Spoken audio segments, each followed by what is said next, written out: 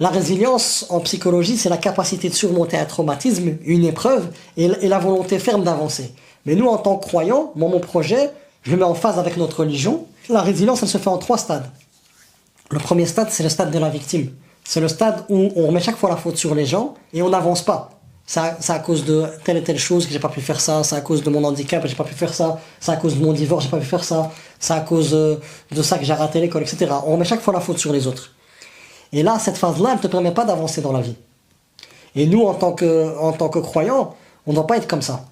Et même Iblis, il est resté coincé dans cette phase-là, la victime.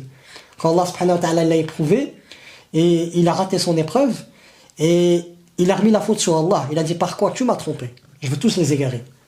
Il est resté dans sa position de victime. Et qu'Allah nous préserve de rester dans cette phase-là.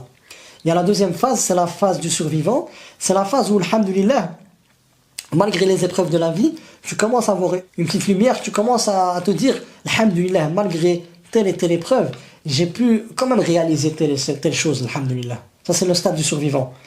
Et il y a une troisième phase.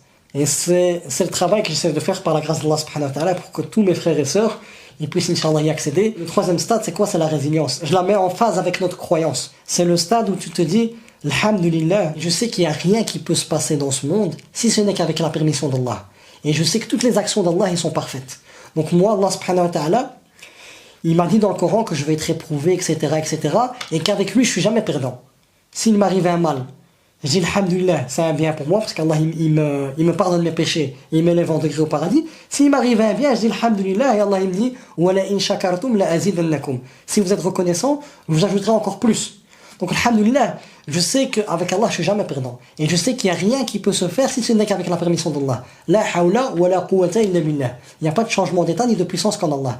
Et je sais que les actions d'Allah, ils sont parfaites. Ils sont imbibés de justice, de savoir, de sagesse, d'amour, de miséricorde, ainsi de suite avec tous ces noms et ces attributs. Donc moi, alhamdulillah, quoi qu'il se passe dans ma vie, je suis content. J'ai alhamdulillah qu'Allah m'a fait passer par telle et telle épreuve, car je sais que Allah subhanahu wa ta'ala, en me privant, il me donne. Si Allah il m'a privé d'une chose que je voulais, en vérité il m'a donné. Pourquoi? Parce que c'est lui le savant. Il sait que s'il me redonnait telle et telle chose, ça aurait couvert ma perte. Allah subhanahu wa ta'ala, en m'éprouvant, je sais qu'à travers l'épreuve, il veut me récompenser. Parce qu'il n'y a pas de récompense sans épreuve.